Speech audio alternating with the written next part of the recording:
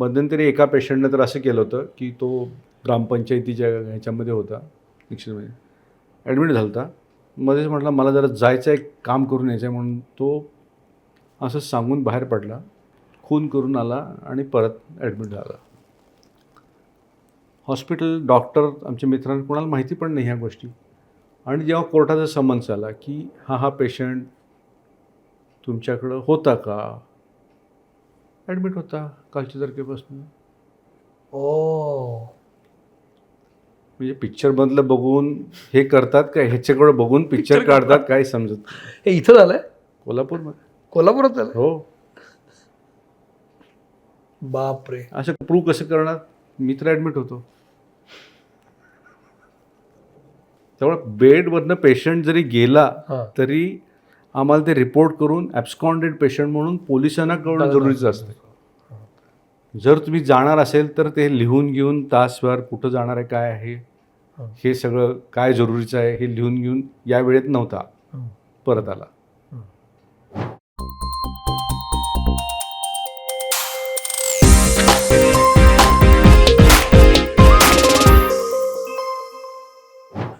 नमस्कार, मी सौमित्र पोटे. मित्रमणीमध्ये तुम्हा सगळ्यांचं स्वागत. आज आपल्या सोबत आहेत डॉक्टर अमोल कोडोलीकर सर. सर, मी तुमचं मनपूर्वक स्वागत करतो. धन्यवाद. सर भूलतज्ञ आहेत आणि 30पेक्षा जास्त वर्ष त्यांची सर्व्हिस आहे. ते कोल्हापुरात ॲस्टर आधारशी संलग्न आहेत. बऱ्याच विषयांवर त्यांचा अभ्याससुद्धा आहे आणि अर्थात अनुभव गाठीशी आहे. आजचा आपला विषय फार महत्त्वाचा आहे, जो अनेक दिवसांपासून मला कोणाशी तरी बोलायचा होता. विषय असा आहे की भारतात पेशंट्सना, रुग्णांना मिळणारी ट्रीटमेंट आणि अर्थात परदेशामध्ये काय परिस्थिती आहे. अलीकडच्या काळामध्ये डॉक्टर असं होतं की रुग्णाला सेवा योग्य मिळाली नाही असा त्याच्या नातेवाईकांनी आरोप केला की मग हॉस्पिटलवर ताशेरे ओढले जातात, आक्षेप घेतले जातात, डॉक्टरवर संशय घेतला जातो आणि मग यातून एकूणच डॉक्टरी पेशावर प्रश्नचिन्ह येतं की भारतामध्ये, महाराष्ट्रामध्ये पेशंटला नीट ट्रीट केलं जाते की नाही, ट्रीटमेंट नीट मिळते की नाही. डॉक्टरकडे बघण्याचा दृष्टिकोन खूप बदललेला आहे आज अलीकडच्या काळामध्ये. डॉक्टर अव्वाच्या सव्वा फी आकारायला लागलेले आहेत असं एक म्हणणं लोकांचं झालं. हे एकीकडे आहेच की डॉक्टर जीव वाचवतो, पण दुसरीकडे ही पण इमेज तयार व्हायला लागली आहे की पैसे खूप घेतले जात आहेत वगैरे वगैरे. ह्या सगळ्या आजच्या काळामध्ये तौलनिक अभ्यास अपेक्षित आहे मला तुमच्याशी बोलताना, की परदेशात काय होतं, आपल्याकडे काय होतं, आपल्याकडे काय व्हायला पाहिजे, आपल्याकडच्या पेशंटची मेंटॅलिटी काय आहे, कशी असायला पाहिजे वगैरे वगैरे आपण बोलतच जाऊया. तर यासाठी तुम्ही आला त्याबद्दल खरंच तुमचे आभार. मित्रमणीमध्ये आल्याबद्दल आम्ही छोटीशी भेट तुम्हाला देणार आणि मग आपण गप्पा मारायला सुरुवात करूया. नेत्राज इन्स्टंट फूडतर्फे ही एक छोटीशी भेट. ह्याच्यामध्ये प्रिझर्वेटिव्ज नाही आहेत आणि हे अतिशय आरोग्याला उत्तम आहेत असा दावा नेत्राज करते आणि छान रुचकर फूड आहे, जरूर टेस्ट करा. धन्यवाद. सुरुवात करूया. तर जसं मी म्हणालो की अलीकडच्या काळामध्ये डॉक्टर या पेशावर बरीच प्रश्नचिन्ह निर्माण होताना दिसत आहेत, शंका घेतल्या जात आहेत. भारतात, महाराष्ट्रात मिळणाऱ्या ट्रीटमेंटबद्दल काही लोकांचे आक्षेप असतात की नीट ट्रीट केलं जात नाही आहे, बेड्स उपलब्ध नाही आहेत वगैरे वगैरे. तुमचा या 30 वर्ष खूप मोठी असतात डॉक्टर तुमच्या प्रॅक्टिसची. तुमचा अनुभव काय आहे, काय सांगाल? भारतात डॉक्टरना सगळ्यात महत्त्वाची कल्पना एक देव मानतात. होय. ही फार चुकीची कल्पना आहे. सगळ्यात पूर्वापारपासून चालत आलं आहे की डॉक्टर म्हणजे देव, त्याच्याकडे गेलं की आपण कुठल्याही परिस्थितीत वाचणारच, 100% बरं होऊन यायला पाहिजे. ह्या अपेक्षा अलीकडच्या प्रमाणात खूपच वाढल्या आहेत. म्हणजे कितीही गुंतागुंतीचा पेशंटला आजार असेल तरी डॉक्टरकडे गेलं की तो बरं होऊनच यायला पाहिजे अशी एक भावना लोकांच्यात झाली आणि प्रॉब्लेम इथंच येतो. आम्ही बऱ्याच वेळा सांगतो की आम्ही डॉक्टर म्हणजे देव नाही आहे, आम्ही ही हाडामासाची माणसंच आहोत. फक्त वैद्यकीय क्षेत्रामधल्या नवीन ज्या गोष्टी आहेत ते शिकून त्याप्रमाणे आम्ही ट्रीटमेंट देतो. ह्या संकल्पनेमुळं बरेचसे प्रॉब्लेम येतात. लोकांनी हे समजून घ्यायला पाहिजे की मेडिकल सायन्स जे आहे त्यालासुद्धा काही लिमिटेशन्स आहेत, त्यालासुद्धा मर्यादा आहेत आणि मेडिकल शास्त्र हे अजूनही परिपूर्ण झालेलं नाही. म्हणजे 2+2 4 जसं गणितात होतं तसं एका माणसाला मी एक ट्रीटमेंट दिली आणि दुसऱ्याला दिली तीच ट्रीटमेंट, दोघांनाही टायफॉईड आहे समजा, तर आतली प्रत्येकाची प्रतिकारशक्ती ही वेगवेगळी असते. बरोबर. त्यामुळे एखादा पेशंट रिस्पॉन्स पटकन देतो, एखादा देत नाही. हो. याचा अर्थ काही चुकीचं केलं असं होत नाही, पण लोकांना हे समजत नाही. तुम्ही पाणीपुरी खायला गेलाय, होय. एका गाडीवरती खाली, एकाला झालं टायफॉईड, एकाला झाला नाही. करेक्ट. याला उत्तर आहे का? नाही आहे. कारण ह्याचं उत्तर म्हणजे आतली प्रतिकारशक्ती जी असती ती प्रत्येकाची वेगळी असते. जसं प्रत्येकाचं फिंगरप्रिंट आपण वेगळा असतो, तशी प्रत्येकाची बॉडी ही केमिकली डिफरंट. ती तुमच्या ड्रगला कशी रिॲक्ट करेल, कशा प्रकारे त्याचा रिस्पॉन्स देईल, ह्याचं मेडिकल सायन्समध्ये it is based on the statistics. आणि स्टॅटिस्टिकप्रमाणे आम्ही सांगतो की ह्या रुग्णाला असा आजार असेल आणि अशा प्रकारची ट्रीटमेंट दिली तर 100 80 पेशंट बरे होऊ शकतात. तुम्ही 80मध्ये आहे का 20मध्ये आहे हे ट्रीटमेंट होऊन त्यातनं बाहेर पडेपर्यंत समजत नाही. त्यामुळं असा प्रश्न लोकांच्या पुढे नेहमीच येतो की त्यालाही तोच आजार होता, मलाही तोच आजार होता, तिथंच ट्रीटमेंट घेतली, मला का नाही रिस्पॉन्स. एस्पेशली हे कोविडमध्ये फार मोठ्या प्रमाणात हे आम्हाला जाणवलं की प्रत्येकाची इम्युनिटी प्रतिकारशक्ती ही वेगवेगळी असती आणि त्याच्यामुळं प्रत्येकाचा response to the treatment is completely different. बरोबर.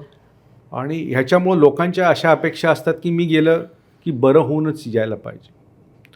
आणि दुसरी गोष्ट अशी झाली की हे डॉक्टरना देव मानतात, पण देवालाच त्यांनी कंझ्युमर प्रोटेक्शन ॲक्ट लावला आहे. हे मेडिकल फील्डला पूर्वी कंझ्युमर प्रोटेक्शन ॲक्ट नव्हता, पण साधारण 94च्या दरम्यान जर चूक झाली, कारण मेडिकल सायन्समध्ये मेडिकल निग्लिजन्स हा एक शब्द तुम्ही वाचला असेल. हा कधी लॉचा निग्लिजन्स, CAचा निग्लिजन्स हा शब्द कधीच कुठेही दिसत नसतो. करेक्ट. हो. हा निग्लिजन्स नसून काही काही वेळेला कॉम्प्लिकेशन्स निर्माण झालेली असतात, ती होऊ शकतात. एखाद्याची रिॲक्शन येते, ह्या गोष्टी असतात. बरं. हा पूर्णपणे दुर्लक्ष केलं आहे, काही काही वेळेला हे होऊ शकते, नाही असं नाही. बरं. की एखादं इन्स्ट्रुमेंट ऑपरेशन करताना आत राहिलं आहे वगैरे अशा काही गोष्टी झालेल्या आहेत, होऊ शकतात. These are human errors. आणि ह्याच्यावरती नक्कीच आपण बोललं पाहिजे, विचार केला पाहिजे. हे होऊ नये म्हणून आमच्या शास्त्रात जे प्रोटोकॉल्स आहेत ते पाळले पाहिजेत. ते काहीजण पाळत नाहीत, त्यामुळे ह्या गोष्टी होऊ शकतात. पण मेडिकल निग्लिजन्स म्हणून कुठल्याही प्रकारे माझ्या पेशंटला व्यवस्थित ट्रीटमेंट मिळाली नाही किंवा तो बरा झाला नाही म्हणजे ते मेडिकल निग्लिजन्सच आहे असं होऊ शकत नाही. त्यामुळे लोकांच्या भावना ह्या अलीकडं खूप भडकल्यात. आणि त्यात कंझ्युमर प्रोटेक्शन ॲक्ट लोकांना अर्धवट माहिती असती काही गोष्टी मेडिकल सायन्स. कारण मेडिकल सायन्स एवढं व्हास्ट आहे. होय. प्रत्येक म्हणजे आता तर एक्सपोनेन्शियली इट इज प्रोग्रेस्ड. बऱ्याच वेळेला आम्हाला सुद्धा वाटतं की आम्ही एखाद्या डोळ्याच्या डॉक्टरांच्याकडे गेलो आणि त्यांच्या ज्या गोष्टी ऐकलतो आम्हाला वाटतं आम्ही अज्ञानीच आहे जवळजवळ ले पर्सन असल्यापैकी. एवढं पुढं गेलं आहे. आणि ह्याच्यामुळं लोक काही जण अर्धवट ऐकतात आणि ह्या गोष्टीच्या मागं लागतात की मला ट्रीटमेंट व्यवस्थित मिळाली नाही, निग्लिजन्स झाला. पण याच्यामध्ये एक प्रश्न आहे. आता डॉक्टरना देव मानण्यात टेक्निकली गैर आहे, पण शेवटी माझं आयुष्य तुमच्या हातात असतंच ना एका पॉईंटला. अशा वेळेला जर तो भाबडा काय म्हणतात त्याला, विश्वास म्हणा किंवा सरेंडरनेस आहे तो, की आता तुम्हीच काय ते करा, आता तुम्हीच, हे कसं काय करायचं मग सर्वसामान्य लोकांनी? आपलं आयुष्य हे आपल्या हातात असतं. आपलं आरोग्य आपल्या हातात असतं. आरोग्याचे तुम्ही जर बघितले तर 90% आजार हे खाण्यापिण्यामुळं होतात. आणि अलीकडं बघितलं तर हे खाण्यापिण्याचं ट्रेंड कम्प्लीट चेंज झालं आहे. 90% आजार हे मी तर म्हणतो की डॉक्टरची किंवा हॉस्पिटलची जरुरी समाजाला लागू नये. हो. समाजानं स्वतःच्या आरोग्याची काळजी स्वतः घेणं हे खूप जरुरीचं आहे. हॉस्पिटल आणि डॉक्टर केव्हा लागणार? एखादा साथीचा रोग आला आहे, तो आपल्या हातात नाही आहे. बरोबर. त्यावेळेला हॉस्पिटलची डॉक्टरची समाजाला जरुरी आहे. होय. परंतु अलीकडं मध्ये मी एका लेक्चर ऐकत होतो साधूंचं. त्यांनी सांगितलं, मी नाव सांगत नाही त्यांचं, बरं, त्यांनी सांगितलं की science is so develop, so advance व्हायला पाहिजे आम्ही कुठल्याही प्रकारचे चैनी करणार, आम्ही ड्रग्ज वापरणार, आम्ही ड्रग्ज घेणार, बर पण सायन्सनं आम्हाला त्यातनं वाचवलं पाहिजे. पाहिजे. अच्छा. अशा जादूई गोष्टी होत नाहीत मेडिकल फील्डमध्ये. बर किंवा मी काही करेन, कसंही वागेल, तुम्ही मला बाहेर काढा. तुम्ही मला बाहेर काढलं पाहिजे, ही जी अपेक्षा होत गेली आहे ना, मी ड्रग्ज घेणार, मी निकोटीन घेणार, मी काय पाहिजे ते घेणार. म्हणजे अगदीच सांगायचं झालं तर मायकेल जॅक्सननं 150 वर्ष जगायण्यासाठी सगळ्या गोष्टी करून ठेवल्या होत्या. होय. ऑक्सिजनचा त्याचा बेड होता, त्याला ऑर्गन डोनेशनसाठी लिव्हर पाहिजे, लिव्हरची 10 माणसं, किडनीची 10 माणसं, त्याच्या ब्लड ग्रुपची माणसं, त्याचे डॉक्टर्स, ही सगळी तैनात होती. होय. एवढं असूनही तो फक्त 50 वर्षच जगला. अकाली गेला. हो. आणि त्याचे जायचं कारण माहिती आहे तुम्हाला? Drugs overdose. काय? तो ड्रग्ज घेतच होता सगळ्या. हं. तेवढं घेऊनही त्याला झोप येत नव्हती. मग त्याला फॅमिली फिजिशियन त्याचं होता, त्यांनी त्याच्या ॲनेस्थेटिस्टला विचारले की काय करावं. मग त्यांनी आम्ही ॲनेस्थेशियाला प्रोपोफॉल म्हणून एक ड्रग असतो बर की ज्यानं पेशंट कम्प्लीट नॉकआउट होतो, बर ते ड्रग वापरलं. बर आणि त्यांना एकदम छान झोप लागली. त्याला दुसऱ्या दिवशी उठला, म्हटलं की दिस इज फॅन्टॅस्टिक, मला हेच रोज द्यायचं. आता त्यानं ट्रायग्लिसराईड वाढतात, त्याचे बरेचसे कॉम्प्लिकेशन्स आहेत, प्रॉब्लेम्स आहेत, पण त्यांनी एवढं सांगतोय, छान झोप येते. हो. दुसऱ्या दिवशी लावलं, तिसऱ्या दिवशी लावलं, आणि त्यामध्ये तो गेला. हो. आता एवढं होऊनसुद्धा त्यांना माहिती आहे द कॉज, पण त्या डॉक्टरला, तो आता केस चालू आहे, सगळं चालू आहे, पण लोकांनी कुणी हुडकून त्याला मारलंय, रस्त्यावरती आणलंय, ही गोष्ट पण कुठेही आलेली नाही. आली नाही. होय. आली आहे का कधी? नाही. तुम्हाला ही गोष्ट माहिती आहे? मला कोण माहित होता नाही. डॉक्टर, त्याच्यावरती पण केस त्याला चालू मारलं? आहे का नाही? नाही, मारलं पण नाही, त्याच्यावर केस चालू आहे. केस चालू आहे. हां.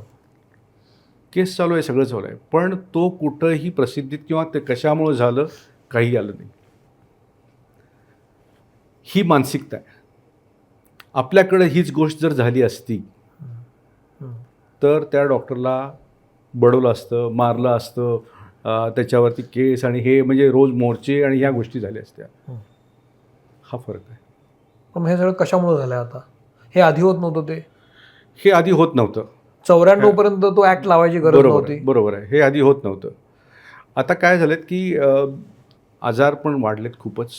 वेगवेगळे आजार, पूर्वीसारखे आजार राहिले नाही, खूपच वेगवेगळ्या प्रकारचे आजार यायला लागलेत, आणि प्रत्येकाला सडेतोड उत्तर आणि पटकन मिळेल अशातला भाग, इलाज नाही. त्यामुळे काही काही गोष्टी ह्या आता कोविड्समध्ये सुद्धा आम्हाला बराच मोठा अनुभव मिळाला, अभ्यास झाला. म्हणजे आम्ही ह्या बऱ्याच पेशंटचे धन्यवाद मानतो की त्यांच्यामुळं आम्ही शिकत गेलो की काय होतंय काय नाही, ह्या गोष्टीसुद्धा आम्हाला पेशंटमुळे शिकतात. करेक्ट. हो. आणि मग त्याचा पुढच्या पेशंटना काही वेळेला उपयोग होऊ शकतो, अशा गोष्टी असतात. त्यामुळे ह्या गोष्टी व्हायचं कारण एक समाजाची मानसिकता अलीकडे बदलत चालली आहे. पूर्वी देव मानायचे, ऐकायचे लोक, आता देव म्हणजे मी नवस बोललोय हे व्हायलाच पाहिजे, अशी मानसिकता झाली. आणि त्याच्यामुळं हे अपेक्षा खूप वाढलेल्या आहेत लोकांच्या. प्रत्येक गोष्टीत मी पैसे टाकलं की मला सगळ्या गोष्टी विकत मिळायला पाहिजेत असं होतं. मला खरोखर म्हणजे एक मोठे उद्योगपती आपले धीरूभाई अंबानी होते, त्यांना जेव्हा ब्रेनमध्ये हिमरेज झालं, त्यांना काहीच प्रॉब्लेम नव्हता, पैसे, घरात ICU निर्माण करणे, व्हेंटिलेटर, सगळ्या गोष्टी होत्या. पण तिसऱ्या का चौथ्या दिवशी ह्या दोन्ही मुलांनी डिसिजन घेतला, जेव्हा डॉक्टरने सांगितलं की he is a brain dead, याला पुढं व्हेंटिलेटर किंवा काही चालू ठेवण्यात काही अर्थ तो नाही. पॉईंट. दोघांनी इमिजिएटली ते विड्रॉ केलं, सपोर्ट्स. नाही, हे करेज लागतं. हे बऱ्याच वेळेला लोकांचं अंडरस्टँडिंग तेवढं नसतं, होत नाही. मग अजूनही प्रयत्न करा, अजूनही प्रयत्न करा, अजूनही प्रयत्न करा असं म्हणत 15-20 दिवस झाले की मग त्याचं बिल वाढलेलं असतं आणि मग बिलावरनं सुरू होतात. मेडिकलची कॉस्ट पण वाढलेली आहे अलीकडं खूपच, आणि त्याच्यामुळं पण लोकांच्या ह्या भावना झाल्यात की ही गोष्ट अननेसेसरी दिली गेली किंवा एवढं बिल का झालं. सगळ्यात मुख्य कारण जर असेल कुठलं तर ते बिल, पैसे. अगदी होय, पैसे. मेडिकलच्या ह्याच्यामध्ये असं असतं की तुम्ही आता दुकानात गेला, एखादा टी व्ही घेतला आहे, फ्रीज घेतला आहे, वॉशिंग मशीन घेतला आहे, घरी काहीतरी तुमच्या वस्तू आली आहे. तुम्ही हॉस्पिटलमधनं बरं होऊन आला तर तुमच्याबरोबर ती काही येत नाही, तुमचं आरोग्य असतं. होय पण ते कुठेही दिसत नाही, कमोडिटी दिसत नाही ती. होय.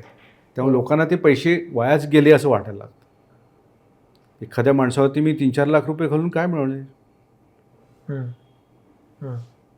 पण त्याचं आयुष्य परत आलं आहे ही गोष्ट लक्षातच येत नाही. पण सर याच्यामध्ये थोडंसं मला असं वाटतंय, तुमचा अनुभव दांडगा आहे, तो माणूस बरा होऊन आला तर निदान ते पैसे गेलेत ते सार्थकी लागले असं सुद्धा वाटतं की चल तो माणूस परत आला. प्रॉब्लेम होतो कुठे की एवढे पैसे घालून करून तो माणूस येतच नाही परत. तिथं जास्त प्रॉब्लेम व्हायला लागतो की अरे माणसाचा बरोबर आहे. माणूस एवढा खर्च. मी 8-10 लाख रुपये घातले आणि माझ्या हातात पेशंट पण माझा होतो तो गेला. करेक्ट. इथं तो असं प्रॉब्लेम होतं. सुरू होतो. इथं problem. मग पेशंटची मानसिकता नेमकी असायला कशी पाहिजे आपल्याकडे, काय करायला पाहिजे? आता तुम्हाला सांगायचं झालं तर पेशंटची मानसिकता म्हणजे एक म्हणजे आपल्या इथं डॉक्टरांचं आणि पेशंटच्या नातेवाईकांचं कम्युनिकेशन खूप चांगलं आहे. आपल्याकडे आहे. बरं फॉरेनमध्ये तुम्ही डॉक्टरना सहजासहजी भेटू शकत नाही. बरं. इथं रोजच्या रोज येऊन राऊंड घेतील, नातेवाईकांना बोलतील, पेशंटशी बोलतील, सांगतील तुम्हाला काय झालं आहे काय नाही. हा सगळा जॉब जो आहे तो डॉक्टर भारतामध्ये करतात. फॉरेनमध्ये त्यांचा एक काउन्सिलर असतो वेगळा, बरं. तो तुम्हाला सांगतो असतो. तुम्हाला डायरेक्ट डॉक्टरशी ॲक्सेस नाही आहे. खूप कमी असतो, खूपच बरं. कमी असतो. बरं. त्यामुळं लोकांनी काय केलं पाहिजे तर लोकांनी एकतर हे कम्युनिकेशन आहे चांगलं, ते अंडरस्टँडिंग व्हायला पाहिजे की हे कशामुळं झाला आहे हा प्रॉब्लेम, पेशंटला आपल्या काय आहे, तो बरा होतो. आपल्याकडं काय होतं की एका पेशंटबरोबर ती नातेवाईक भरपूर असतात. होय. आज एक जण ऐकतो, उद्याला दुसरा जण ऐकतो, परवाशी तिसरा जण ऐकतो. मग पहिल्याला सांगितलं असतं की थोडीशी इम्प्रूव्हमेंट व्हायला लागलेली आहे, दुसऱ्याला सांगितलं असतं की खूप घसरायला लागलं आहे. पहिलावाला काय म्हणतो, मला सांगितलं होतं बरं होणार म्हणून. एकच माणूस कंटिन्युअसली नसतो तिथं. त्यामुळं मिसअंडरस्टँडिंग खूप होतं. बरं. शेवटी पेशंटची ट्रीटमेंटला असं असतं की जो माणूस पैसे देणारा असतो त्याचा शब्द खरा. मग तो दाजी असेल, मामा असेल, त्यांना जर पैसे थांब बोलले द्यायचे की मग ट्रीटमेंट थांबली. मग त्याच्या शब्दाला किंवा गोष्टीला फार मोठी किंमत असती. हं. मग तो सगळ्यात शेवटी येतो केव्हा हे सगळं संपल्यावरती. आणि मग तो सांगतो, तो 4 माणसांनी घेऊन असतो, मी एवढे पैसे घातलेत. मग हे सुरू होतं त्यांना. मग अशा वेळेला पेशंटनी काय, म्हणजे तुम्हाला असं वाटतं की काही मला SOP असायला वाटतं पाहिजे? एक आम्ही पेशंटला तेच सांगतो की नातेवाईकांना एकाच माणसाशी कम्युनिकेशन, तुमचा जो क्लोज जो आहे माणूस तोच प्रत्येक वेळेला थांबत जायला पाहिजे. बरं. नंबर 2 इन्शुरन्स हा एक मोठा प्रकार आहे. हं. आपल्याकडं आत्ता अलीकडं हेल्थ इन्शुरन्सचा इम्पॉर्टन्स समजायला लागला आहे आणि वाढायला लागला आहे. हं. पण फॉरेनमध्ये जर बघितलं तर प्रत्येक माणूस इन्शुरन्स कवर असतो, आयदर प्रायव्हेट किंवा गव्हर्नमेंट, या दोन्ही सेक्टरमुळे. त्यामुळे त्यांच्याकडं पैसे हा फारसा फॅक्टर येत नाही. गव्हर्नमेंटचा इन्शुरन्स असतो त्यावेळेला कम्प्लिटली फ्री असते. म्हणजे युरोपमध्ये किंवा UK जी सिस्टीम आहे नॅशनल हेल्थ सर्व्हिस NHS म्हणून, तर ते प्रत्येकाचं insure is covered. So everybody has to go into NHS hospital, म्हणजे गव्हर्नमेंट हॉस्पिटल. आणि गव्हर्नमेंट हॉस्पिटल खूप छान आहे, आपल्यासारखी परिस्थिती नाही आहे. पण तिथं वेटिंग लिस्ट खूप आहे. बरं. वेटिंग लिस्ट खूप आहे. एखादी गोष्ट तुम्हाला जनरल प्रॅक्टिशनरकडे पहिला जायला लागती, त्यानं जर रेफर केलं तर स्पेशालिस्टकडं, तिथनं पुढं त्याची अपॉइंटमेंट घेऊन मग त्याची सर्जरीची टायमिंग अपॉइंटमेंट असं होते. म्हणजे थोडक्यात सांगायचं झालं तर एक प्रोस्टेटची आपल्याला सगळ्यांना साधारण माहिती आहे की एक ऑपरेशन लागतं पेशंटना. असा पेशंट जनरल प्रॅक्टिशनरकडे जाणार, तो सगळं वर्कअप करणार, मग स्पेशालिस्ट म्हणजे युरोलॉजिस्टकडे पाठवणार, तो बघणार आणि मग तो ठरवणार की तुम्ही 2 वर्षांनंतर या. अरे बापरे. 2 वर्षांनंतर तोपर्यंत काय करायचं, तर तोपर्यंत कॅथेटर घातलेला असतो आणि ते घालून फिरा. इतकं आहे. मग ही माणसं काय करतात की 2 वर्ष मी तिथं थांबणार, त्याच्यानंतर मग ऑपरेशनला माझी लिस्ट येणार. त्याच्यापेक्षा मी बाहेर कुठेतरी जातो, लाईक इंडिया, येऊन करून जातो operation. This is medical tourism. यातनं डेव्हलप झालं आहे. They can easily afford to come India, होय, ऑपरेट, टुरिझम, गोवा बिवा बघून दे कॅन गो बॅक. ह्या फ्री ट्रीटमेंट आणि ते एक ह्या ट्रिप होती ह्यामध्ये, आणि cost is very very less आपल्याकडं. मग हे उलटं झालं का? म्हणजे आपल्याकडच्या ट्रीटमेंटची किंमत आपल्याकडच्या लोकांना कमी आणि बाहेरच्या लोकांना जास्त, असं आहे? नाही आहे. आपल्याकडची स्किल सेट्स बघायला गेलं, काही मोठी हॉस्पिटल बघायला गेली तर ते are at par with the US UK. बरं. आपल्या इथं प्रॉब्लेम हेल्थ केअर सिस्टीमचा असा आहे की आयुर्वेद हे भारताचं ॲक्च्युली मेन. बरोबर. जो जन्म झाला आयुर्वेदाचा तो भारतामध्ये झाला. दुसरं होमिओपॅथी, आणि तिसरं हे मॉडर्न मेडिसिन म्हणतो ते ॲलोपॅथी, आणि मग युनानी वगैरे काही बऱ्याचशा गोष्टी आहेत. हे 3 गोष्टी आहेत एकत्र. बाहेरच्या देशामध्ये ह्या गोष्टी नाही आहेत. तिथं एकच ॲलोपॅथी, मॉडर्न मेडिसिन. त्यामुळे कन्फ्युजन नसतं. इथं कसं होतं आहे, एखादा माणूस म्हणतो मी ह्याच्याकडे जातो, औषध घेतो, तिकडे जातो, आणि अगदी सिरियस व्हायला लागलं की मग मी मॉडर्न मेडिसिनकडे येतो. असं व्हेरिएशन आहे, स्टँडर्डायझेशन नाही आहे. तिथं कुठेही बघितलं तर ते स्टँडर्डायझेशन आहे. म्हणजे तुम्हाला काही त्रास झाला ना, तुम्ही जनरल प्रॅक्टिशनरकडे जाणार, तो ठरवणार, स्पेशालिस्टकडे पाठवणार, तिथनं त्या गोष्टी ज्या प्रोटोटाईप असतात, तुम्ही कुठल्याही गावात असा, पण हे असंच होणार, हीच सिस्टीम होणार. असं आपल्याकडं होत नाही. आपल्याकडं बऱ्याच वेळेला पेशंट फार्मसीच्या दुकानात पण जातात, मला हा त्रास झाला आहे, मग डोकं दुखते, सर्दी झाली रे, काहीतरी गोळी, तर तोच तो डॉक्टर असतो. तो तिथं पटकन देतो, ओव्हर द काउंटर म्हणतात त्याला. त्या गोळ्या घेतो, ठीक आहे, बरं झालं तर झालं, नाही झालं तर आणखी परत प्रॉब्लेम सुरू होतो. अशा प्रकारच्या गोष्टी आपल्याकडं माणसांना स्वस्त, फुकट या गोष्टी पाहिजे. मेडिकल केअर स्वस्त आहे आपल्याकडं, इझिली ॲक्सेसिबल आहे, पण लोकांना त्याची किंमत नाही. हेच जर तुम्ही मला अगदी साधारण, जर माझा एक जावई परवा इंग्लंडवरून त्याने मला फोन केला होता, बरं, तर त्याला एक ॲब्सेस झाला होता. तो जनरल प्रॅक्टिशनर काय म्हटला, ह्या गोळ्या घ्यायच्या आणि थांबायचं, काही नाही. बरं. तो म्हटला मला दुखतंय, सिव्हिअर आहे, त्याला मी एवढं म्हटलं की तू इकडे ये, तुझं ऑपरेशन करून आम्ही पाठवून देतो. 15 ते 3 आठवडे जवळजवळ त्यानंतर मग त्याला सर्जनकडे रेफर केलं. तिथनं पुढं त्याचं ऑपरेशन करून मग पुढच्या गोष्टी. That much delay is there. आपल्याकडं तसं होत नाही. आपल्याकडं तुम्ही आला की त्या दिवशीच, दुसऱ्या दिवशी इन्व्हेस्टिगेट करून ऑपरेशन करून 3-4 दिवशी पेशंट घरी गेलेला असतो. आज फॉरेनमधले जे NRI आहेत, दोज हू आर रिटायर्ड, आता जॉब नाही आहे त्यांना, पण त्यांनी तिथं सगळं बसताना त्यांनी केलेलं आहे. हे सगळे बाहेरच्या जगातले परत इंडियामध्ये यायला लागले for the health care system. हो, ते म्हणतात की भारतामध्ये खूप बरं आहे, आम्हाला काय लागलं पटकन जाता येते, कुठलंही हे करता येतं. लोक अर्धवट माहिती घेऊन येतात असं तुम्ही म्हणालात ना, की बरं आपल्याकडे खूप पॅथीज आहेत, त्याच्यामुळे मग हे बघ, ते बघ, नाही तर मग ते बघ. ह्या अर्धवट माहितीमध्ये आता इंटरनेट हा फार महत्त्वाचा फॅक्टर झालेला आहे. गुगल, करेक्ट, काही झालं की आपण गुगल करतो, मग डॉक्टर गुगल. ह्याचे काय अनुभव आहेत का तुमच्याकडे?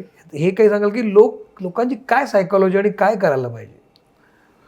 नाही, गुगलवरती इन्फॉर्मेशन आणि विजडम ह्या 2 गोष्टी आहेत. इन्फॉर्मेशन प्रचंड आहे. होय, म्हणजे तुम्ही थोडक्यात म्हणाल tomato is a fruit, okay, but it is not used in a fruit salad, that is wisdom. या 2 गोष्टीचं कन्फ्युजन व्हायला लागलं आहे. इन्फॉर्मेशन एवढी मिळाल्यामुळं लोक कन्फ्यूज व्हायला लागले जास्त. मग हे मला असं वाटतंय, मला असं करायचं आहे, मग हे मला आहे का, ह्या बऱ्याचशा गोष्टी होतात.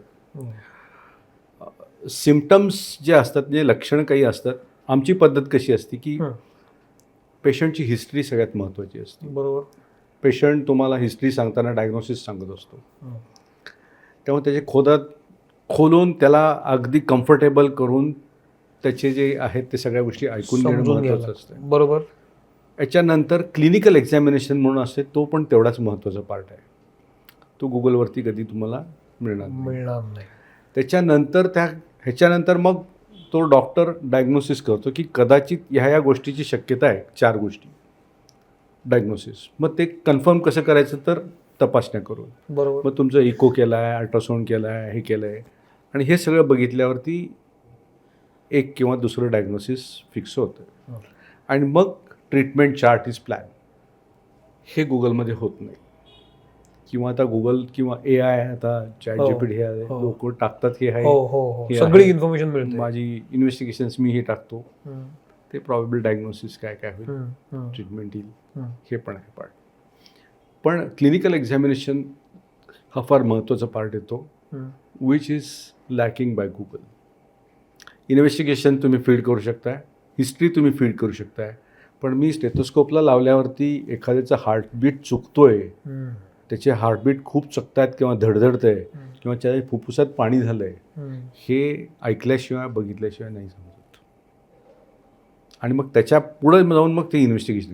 नाहीतर मग वरपासून खालीपर्यंत सगळं इन्व्हेस्टिगेशनचं बंडल म्हणतात की त्यापैकी करत राहायचं, ते अननेसेसरी होतं. मग डॉक्टर गुगलचा कितपत वापर करायला पाहिजे का नाहीच करायला पाहिजे? शेवटी कसं आहे की दुसरी एक गोष्ट असते, ह्याच्याशिवाय एक विश्वास, फेथ. फार महत्त्वाचं बोलता तुम्ही. हा फार महत्त्वाचा धागा एवढ्यासाठी की ह्युमन फॅक्टर हा कुठेही नसतो त्या गुगलमध्ये. करेक्ट. मी एखाद्या डॉक्टरनं जाऊन दाखवलं, त्याच्यावर माझा विश्वास आहे त्यांनी काय सांगितलं त्या गोष्टी. नुसतं आजाराबद्दलच नाही, तर आजाराच्या पलीकडे जाऊन सुद्धा 4 गोष्टी त्या सांगतात की हे असं करा, हे असं करा, हे याच्यामुळं झालं आहे, याच्यामुळं नाही आहे. किंवा तुमच्या काही शंका असतात त्या मेडिकल लँग्वेजमध्ये किंवा अगदी साध्या भाषेत तुम्हाला सांगितलं जातं. ह्या गोष्टी गुगलकडनं होत मानसिक आधार असतो बऱ्याचदा. बऱ्याच वेळेला म्हणजे पेशंटची OPD असती की नाही, त्यामध्ये पेशंट जर बघितले मेडिसिनच्या OPDमध्ये, तर बरेचसे पेशंट हे सायकोलॉजिकल फॅक्टरमध्ये असतात. म्हणजे मानसिक आजार म्हणतात. मानसिक. अच्छा. ते येतात, दाखवतात, त्यांना बरं वाटतं, डॉक्टरांशी बोललं, बघितलं, त्यांनी तपासलं. गुगल इन्फॉर्मेशनसाठी खूप छान आहे, पण त्याचं ॲनालिसिस करण्यासाठी आता AI आलं आहे. पण steel this faith, human factor, it is. पण मग आणि तुमचा हा बोला भारतामध्ये खूप जास्त आहे, परदेशात खूप कमी आहे.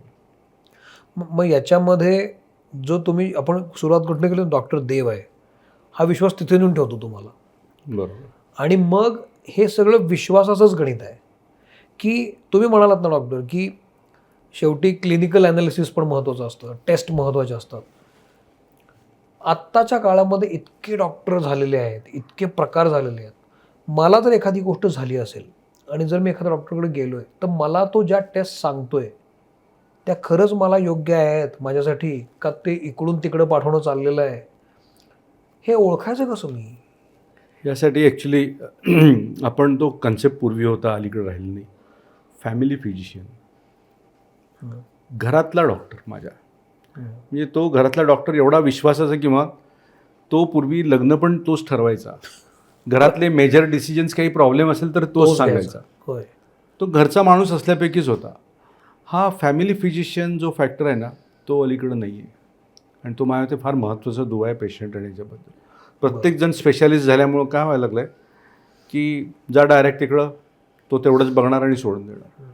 मग तुम्ही म्हणताय की नाही, हा फॅमिली फिजिशियन म्हणजे तिकडचं जनरल प्रॅक्टिशनर जो आपण म्हणतो, तो बघेल, तो सांगेल तुम्ही या स्पेशालिस्टकडे जावा, तो त्यांच्याशी कम्युनिकेशन ठेवेल. करेक्ट. की हे तपासणी केल्यात योग्य आहे की नाही, हे आजार योग्य आहे की नाही, याने काय पुढं करायला पाहिजे, काय नाही करायला पाहिजे, ह्याच्यासाठी हा फॅमिली फिजिशियनचा प्रॉब्लेम आहे. आणि फॅमिली फिजिशियन म्हणजे त्याच्यावरती पूर्ण फॅमिलीचा सगळा विश्वास असतो की हा डॉक्टर आहे बाबा, माहिती आहे, फॅमिलीची हिस्ट्री माहिती असते. हो होय होय. पण याचा हे माहीत असण्याचा परिणाम, या माहीत असण्याचा फरक पडतो ट्रीटमेंटमध्ये. हो. म्हणजे जी फॅमिली ट्री आहे ती डॉक्टरला माहीत असण्यामुळे फरक पडतो. हां, माझ्या वडिलांच्या साईडला एक हिमोफिलिया नावाचा एक आजार होता. तर हिमोफिलिया म्हणजे एक अनुवंशिक आजार आहे की ज्यामध्ये गुणसूत्रामध्ये फरक होऊन बरं. त्यामध्ये एकदा ब्लिडिंग सुरू झालं तर थांबतच नाही, रक्तस्राव सुरू झाला तर. बरं. आता जर फॅमिली डॉक्टरला तुमची ही गोष्ट माहिती असेल ना आणि त्याला कुठल्या तरी पेशंटला ऑपरेशनला घेतलं आणि टेबलवरती ही कोण रुटीन टेस्ट कोण करत नाही. हिमोफिलियासाठी जी टेस्ट लागती ती शक्यतो कोण रेअरच आहे ते. रेअर आहे. आणि अशा पेशंटला जर ऑपरेशन टेबलवर घेतलं आणि ऑपरेशन सुरू करताना रक्तस्राव सुरू झाला तर थांबूच शकणार नाही. बरोबर. पण फॅमिली फिजिशियन जर असेल, ते मी बघितलं, त्या फॅमिली फिजिशियन त्यावेळेला सांगितलं की हे ऑपरेशन करू नका. ह्याचे फॅक्टर्स अवेलेबल आहेत का, तर ते नाही आहे तिथं, तर ही करू नका. मग इथं आपण मुंबईला जाऊ, हा आजार आहे त्यांना वेगळा, पण तो वर्ण कुठं काही दिसत नाही. एवढ्यासाठी ती फॅमिली फिजिशियन ही संकल्पना, एवढ्यासाठी की त्यांना माहिती असतं की त्यांच्या अनुवंशिक काय आहेत, कोणाकोणाचे काय काय प्रॉब्लेम्स आहेत, हे सगळं डॉक्टरना त्या माहिती असतं. मग एवढं प्रत्येकाला स्पेशलाइज कशाला करायचं, म्हणजे प्रत्येक जण स्पेशलाइज डॉक्टर व्हायला लागला असं का, कोणालाच का वाटत नाही की आपण फॅमिली फिजिशियन व्हावं? पैसा हा एकमेव कारण आहे. कॉम्पिटिशन आणि पैसा, दुसरं काय. प्रत्येकाला वाटतं मी स्पेशालिस्ट पण आता सॅच्युरेट झालेत, सुपर स्पेशालिस्ट त्याच्यावरती गेले. त्यामुळं नुसतं स्पेशालिटी नाही, जनरल प्रॅक्टिस करणाऱ्या माणसाचे ॲम्बिशन्स वाढलेत. प्रत्येकाला काय वाटतं की समाजात बघितलं तर मी हा कार्डिओलॉजिस्ट आहे, हा कार्डियक सर्जन आहे, हा एंडोक्रायनिस्ट आहे, ह्याच्यासारखं व्हावं अशी मेडिकलमध्ये गेलेल्या मुलाची धारणा असते. फॅमिली फिजिशियन हा फॅक्टर कुठं दिसत नाही प्रॉमिनंटली. होय. त्यामुळं लोक फॅमिली फिजिशियन कशाला, ॲक्च्युली फॅमिली फिजिशियनची सुद्धा स्पेशालिटी आहे. अच्छा. म्हणजे MBBS नंतर MD फॅमिली फिजिशियन म्हणून असं आहे. बरं. काय MD medicine. MD medicine. Okay. So MD medicine is a family physician. नाही, दे कॅन वर्क, पण ते स्पेशालिस्ट MD मेडिसिन म्हणजे. बरं. आणि MD फॅमिली फिजिशियन म्हणून एक आहे. बरं. ते ॲट पार दोन्ही ॲक्च्युली बघायला. पण तिकडं जात नाहीत कारण पैसा एक दिसतोय, स्टेटस, प्रसिद्धी, ह्या गोष्टी फॅमिली फिजिशियनला तेवढ्या येत नाही. मी म्हणजे सर्वसामान्य माणसांनी चांगला डॉक्टर ओळखायचा कसा? म्हणजे की काहीच डॉक्टर, सगळे डॉक्टर वाईटच नसतात, चांगले पण डॉक्टर असतात. काही डॉक्टर, खूप डॉक्टर जेन्युइन आहेत, ते आहेत म्हणूनच सगळं चाललेलं आहे. काही मुठभर लोकांमुळेच ते, हे मला माहिती आहे सगळं आणि आय रिस्पेक्ट, म्हणजे मला त्याचा आदर पण आहे की जे लोक चांगलं काम करतात. पण मग सर्वसामान्य माणसांना कसं समजावं की हा चांगला डॉक्टर आहे? तिथं काय काय असतं का पॅरामीटर, काही काय सांगू शकता का तुम्ही की किमान काय असलं पाहिजे डॉक्टरकडे की तर तुम्ही त्या डॉक्टरकडे जा? आता दोन गोष्टी आहेत. एक म्हणजे ही जी गोष्ट आहे ती अगदी मेडिकल फील्डमध्ये फार कमी प्रमाणात आहे. म्हणजे there black sheeps in every profession, तसे ह्या ह्याच्यात कमी आहेत. त्यामुळं साधारण एक 95% 98% लोकांना काही प्रॉब्लेम नसतो. Doctors they do a good clinical practice. काही 5% लोक या गोष्टीमध्ये खूप एक्सटेन्सिव्हली इन्व्हॉल्व झालेली असतात. त्यामुळं फार मोठा तसा प्रॉब्लेम नाही आहे. म्हणजे कुठलाही डॉक्टर पेशंटचं वाईट व्हावं ही अपेक्षा तर कधीच नसतं. ओके. काही गोष्टी ह्या अननेसेसरी इन्व्हेस्टिगेशन्स अलीकडे होतात. त्याचं कारण आहे कन्झ्युमर प्रोटेक्शन ॲक्ट. म्हणजे मी एखादी गोष्ट माझ्याकडनं सुटली आणि दुसऱ्या डॉक्टरनं पिकअप केलं तर ते मला पण वाईट तर वाटतंच, पण तो सांगून कदाचित मला ते केलं नाही, केस करायला लागेल. ही इन्व्हेस्टिगेशन काय केलं नाही. त्याच्यामुळं थोडंसं काय झालं की सेफ्टी स्वतःची बघण्यासाठी म्हणून डॉक्टर्स करून घे बाबा, मला प्रॉब्लेम नको. शेवटी charity starts from your on house. ते म्हणतात की मी माझं सेफ बघतो आधी पाहिजे. बरोबर. यासाठी इन्व्हेस्टिगेशन्स विनाकारण काय काय वेळेला वाढत गेले. बरं. आता चांगला डॉक्टर कसा ओळखावा? ज्याच्याकडे गेलं की निम्मं आपल्याला बरं वाटतं आजार, तो डॉक्टर म्हणजे चांगला डॉक्टर. किती हे प्रत्येकाचं ट्युनिंग वेगळं असतं. होय होय होय. म्हणजे जसं आपल्या मैत्रीमध्ये सुद्धा आपण म्हणतो ना की कित्येक वर्ष एकत्र आहे पण हा हॅलोच्या पुढे जात नाही. आणि काही जण 2 क्षणात अरे मित्र होतात. अगदी मित्र होतात. त्यापैकीच आहे. हे डॉक्टरांच्याकडे जातोय, मला गेलं की मला गुण येतोय बाबा. त्यांच्याकडे बघितलंच की मला निम्म बरं वाटतं. म्हणजे काय, थोडक्यात विश्वास. आमच्या इथं एका डॉक्टरनी असं लिहिलं, त्यांच्या जिन्यावरती होतं, पायऱ्यावरतीच लिहिलं त्यांनी, विश्वास असेल तर पायऱ्या चढा. हे भारी आहे. डिस्क्लेमरच देऊन टाकलं. Disclaimer. मग ह्या सगळ्या केसमध्ये आत्ता सध्या जे चाललंय, पेशंटचे नातेवाईक जे ॲग्रेसिव्ह होतात, आम्ही पेशंट म्हणून काय SOP पाळली पाहिजे, काय डूज अँड डोंट्स काय असायला पाहिजेत, जेणेकरून एक मध्यमार्ग निघेल? नाही, पेशंट आणि डॉक्टर दोघांच्याही भूमिका या हॉस्पिटलमध्ये हे डिस्प्ले केलेले आहेत. आमच्या हॉस्पिटलमध्ये डिस्प्ले केलेलेच आहेत की हॉस्पिटलच्या भूमिका काय आहेत आणि पेशंटचे अधिकार काय आहेत. मी पेशंटचं नावसुद्धा डिस्क्लोज करत नाही. रूमवरती पेशंटचं नाव लिहिलं नसतं. बरं. अमुक एक unit, ortho unit, surgery unit, medicine unit अच्छा. आणि त्यांचा कोड नंबर. बरं. हे इथंपर्यंत आम्ही प्रायव्हसी वगैरे सगळ्या गोष्टी पेशंटच्या पाळतो. तसेच काही गोष्टी ह्या पेशंटनं सुद्धा करणं खूप जरुरीचं आहे. जशा की एका पेशंटबरोबर ती एकच माणूस यायला पाहिजे जवळपास. त्यानं सगळं समजून घेतलं पाहिजे आणि पुढच्या वेळेला दुसरा असेल तर दुसरा. पण असं होत नाही. बऱ्याच वेळेला एका पेशंटवर 4-4, 5-5 माणसं येतात.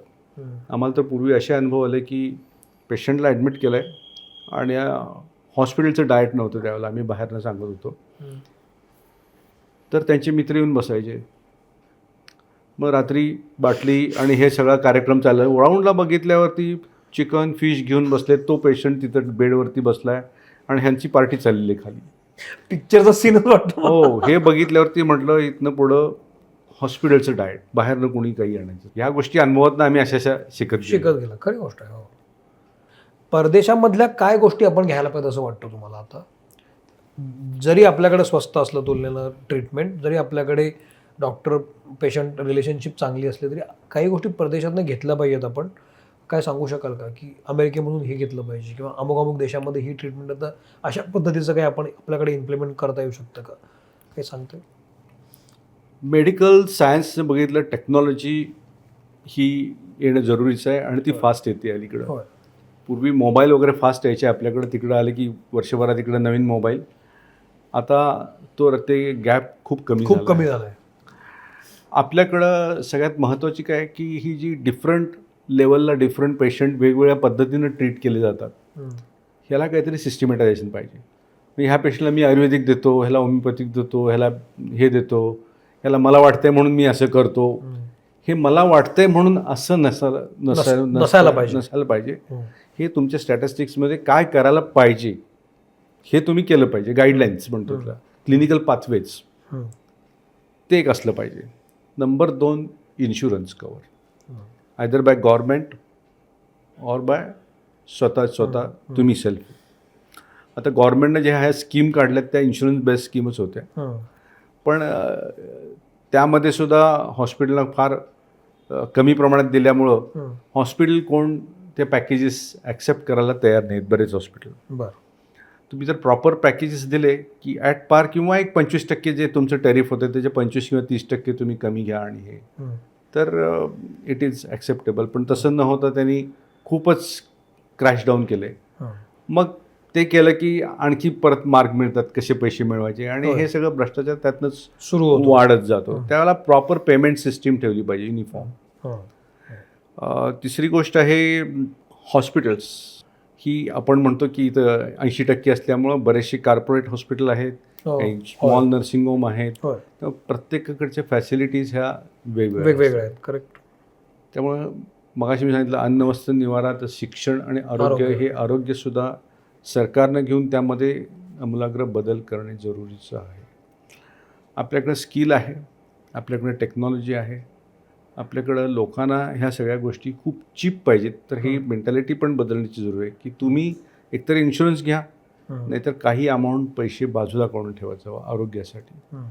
आणि लोकांनी स्वतःचं आरोग्य स्वतः सांभाळणं हे पण तेवढंच जरुरीचं आहे. सगळ्यात महत्त्वाचं म्हणजे आपल्याकडं बरेचसे अंधश्रद्धा आणि मांत्रिक गोष्टी असतात, ह्याचा पण पगडा अजूनही आहे. टेक्नॉलॉजी आणि ह्या गोष्टी शहरात अवेलेबल आहेत, ह्या खेडेगावात नाही आहेत आपल्याकडं. ही एक फार वाईट गोष्ट आहे. त्यामुळं खेडेगावात स्पेशालिस्ट आणि सुपर स्पेशालिस्ट डॉक्टर जायला तयार होत नाहीत. करेक्ट. हो. त्यामुळे त्यांना जी पाहिजे ती ट्रीटमेंट मिळत नाही. की गरिबाला सुद्धा तेवढीच चांगली ट्रीटमेंट मिळणं हे जरुरीचं आहे. एक महत्त्वाचा मुद्दा दुसरा म्हणजे की ॲक्सिडेंट जे होतात, तर युद्धापेक्षा जास्त माणसं ही ॲक्सिडेंटमध्ये मरतात भारतात आणि सगळीकडे जगात. परंतु त्यांची ट्रॉमा सिस्टीम खूपच इफिशियंट आहे आपल्यापेक्षा. आपल्याकडे गोल्डन आवर किंवा गोल्डन पिरियड असतो. म्हणजे एखादा ॲक्सिडेंट झाल्यानंतर त्याला त्या वेळेमध्ये आवर म्हणजे सिम्बॉलिक आवर आहे, एक्झॅक्टली नॉट आवर, तो पर्टिक्युलर गोल्डन आवर. हां, तो पिरियडमध्ये जर तुम्हाला मेडिकल ट्रीटमेंट जर मिळाली तर पेशंटचे जीव वाचू शकतो. आपल्याकडे बऱ्याच वेळेला नुसती ही बघायची भूमिका घेतली जाते, पण ॲम्ब्युलन्स मिळणे, प्रॉपर त्या हॉस्पिटलमध्ये नेणे, त्याची पुढची केअर ही सगळी फार महत्त्वाची असते. परदेशामध्ये काय होतं? परदेशामध्ये मी तुम्हाला एक छोटंसं माझं उदाहरण सांगतो की माझा मित्र गेला होता फॉरेनमध्ये. तो त्याची फॅमिली एक सिग्नल जंप केला आणि दुसरी गाडी येऊन बँड. तो थोडासा अनकॉन्शियस झाला, पण विदिन 10 मिनिट्स तिथं ॲम्ब्युलन्स आली, काचा फोडून त्यांना बाहेर काढलं, नंबर लिहून घेतले. तो माणूस दुसरा ज्याने ॲक्सिडेंट केला होता तो निघून पण गेला. ह्यांनी बाहेर काढलं आणि 15व्या मिनिटात हेलिकॉप्टरनं all were admitted in hospital. सुदैवानं दोघांनाही कोणालाही काही फार लागलं नाही. दोघांना पुढच्या होतं, त्यांना म्हणजे माझा मित्र होता, त्याचा मुलगा होता, त्यांना काही फारसं लागलं होतं. मिसेसला सीट बेल्ट इंजुरी झाली. सीट बेल्ट इंजुरीमध्ये बऱ्याचशा गोष्टी झाल्या त्यात. इंजुरीमध्ये जवळजवळ महिना दीड महिना जवळजवळ त्यांचं हॉस्पिटलायझेशन झालं. आणि नंतर लक्षात आलं की दिस इज कॉस्ट वॉज एक्झॉर्बिटंट. तिथं म्हणजे दीड महिना आणि सगळे इन्व्हेस्टिगेशन्स करणे, त्यांना ते सगळे अनुभव आले. डॉक्टर पहिल्यांदा आणि शेवटला जे इन्चार्ज होते तेवढेच पहिल्यांदा गाठ पडले, नाही तर ऑल टाईम नर्सिंग आणि all this care was absolutely fantastic. ते म्हटले थ्रूआउट कुठेही प्रॉब्लेम नाही आणि it was all insured. So trauma insurance म्हणून असतो त्यांचं national. It's considered a national emergency. National emergency म्हणतात ते. तेवढ्या वेळात उचलून न्यायलाच पाहिजे, ते टायमिंग असतं त्यांचं, केलंच पाहिजे. आणि त्याला बरेचसे त्यांचे रिइम्बर्समेंट किंवा नॅशनल हॉस्पिटलला त्याला बेनिफिट्स असतात त्याचे. हा पार्ट आपल्याकडं होत नाही आणि त्यामुळे बरीचशी young people they die because of the trauma. याच्यासाठी काहीतरी व्हायला पाहिजे. कारण बऱ्याच वेळा आम्ही बघतो ट्रॉमाचे पेशंट इथे आणले जातात आणि मग आमच्याकडे पैसे नाहीत, आमच्याकडे काही नाही, आम्ही सिव्हिल हॉस्पिटलला जातो, असं होतं. पण आपल्याकडे इन्शुरन्सच नसतो. पण आपल्याकडे शक्य आहे करणं ट्रॉमा इन्शुरन्स करणं. अगदी 10 मिनिटात ॲम्ब्युलन्स येणार. आपल्याकडे 108 आता सुरू केलं. आपल्याकडे ट्रॅफिकचे इतके प्रॉब्लेम आहेत, रस्त्याचे एवढे प्रॉब्लेम आहेत. मग कसं करायचं हे? Air ambulance. एअर ॲम्ब्युलन्स काही ठिकाणी केलेली पण आहे आता. म्हणजे ते पुण्यामध्ये आहे, मुंबईमध्ये आहे. आणि बरेचसे हे हेलिपॅड्स असतात किंवा काय असतात ना, ते पडून असतात, म्हणजे अँकर काय वापरले जात नाहीत. पण मग लोकांना एज्युकेट करणं पण तेवढं गरजेचं आहे, काय नेमकं ॲक्च्युली केलं पाहिजे. आत्ता जर तुम्ही हायवेला बघितलं तर सगळ्या ठिकाणी 1033 नंबर आहे. तुम्हाला काही प्रॉब्लेम होऊ दे, पटकन तो नंबर, म्हणजे that number is a hero. 1033 तुम्ही कळवलं की ताबडतोब येते. पण ह्यासाठी इन्फ्रास्ट्रक्चर, चांगले हॉस्पिटल्स ऑन रोड पाहिजे. आणि अगेन सिविक सेन्स लोकांनी पाळला पाहिजे. रॉंग साईड, ड्रिंक्स घेऊन ड्रायव्हिंग करणे, या गोष्टी टाळल्या पाहिजे. ह्याच्यामुळे मॅक्झिमम ॲक्सिडेंट होतात. हा ट्रॉमा सेंटर्स जे आहेत ती जास्त ट्रॉमा सेंटर्स सगळीकडे डेव्हलप केली पाहिजे, थ्रूआउट हायवे आणि सगळ्या प्रत्येक छोट्या छोट्या गावामध्ये सुद्धा मोठे ट्रॉमा सेंटर असलं पाहिजे. त्याला इन्शुरन्स कव्हर असलं पाहिजे. चांगल्या गोष्टी नक्कीच काही गोष्टी आहेत त्या आपण त्यांच्या घेतल्या पाहिजेत. आणि मला वाटतं की फ्युचरमध्ये हे गोष्टी नक्कीच येणार. खूप महत्त्वाचा मुद्दा आहे. म्हणजे जसं की मी सांगितलं की हे दोन्हीकडनं व्हायला पाहिजे. एकीकडं पेशंट्सनी पण काही SOP, पेशंटच्या नातेवाईकांनी पण काही एक प्रोसिजर अंमलात आणायला पाहिजे, पद्धत, सिस्टीम. त्याचप्रमाणे डॉक्टरनी सुद्धा हा विश्वास संपादन करण्यासाठी काही गोष्टींवर अंकुश लावणं गरजेचं आहे, तरच हे शक्य आहे. पण यातून या डिस्कशनमधनं एक नक्की आहे की भारतात आपण जन्मलो हे आपलं नशीब. हो, की इथं वैद्यकीय सुविधा लगेच अवेलेबल होते. काय झालं की पटकन कुठल्याही दवाखान्यातून ॲडमिट होता येतं. ही खरं तर लक्झुरी आहे आणि हे नशीब आहे आपलं की होतं आहे. Thank you very much doctor. मला तुमच्याशी बोलून आज बऱ्याच गोष्टी कळल्या आणि हे लक्षात घेऊन आपण या सेवेचा मान राखूया आणि तमाम डॉक्टरांना माझी या निमित्तानं विनंती अशी आहे की ही जी दरी आहे, हा जो विश्वास आहे, हा आणखी एकदा आपण पुन्हा एकदा संपादन करूया एकमेकांवरती, तरच ते शक्य होणार आहे. थँक्यू व्हेरी मच डॉक्टर, तुम्ही वेळ दिलात. थँक्यू. हा एपिसोड कसा वाटला मला जरूर सांगा, कमेंट आपल्या करा, ज्या मी डॉक्टरांपर्यंत पोचवीन आणि भेटत राहू, बोलत राहू. चांगली माणसं जोडली जाणं महत्त्वाचं आहे. आज डॉक्टर कोळवलीकर आपल्याशी जोडले गेले. थांबतो इथं, भले ते घडो. Thank you doctor. थँक्यू. धन्यवाद.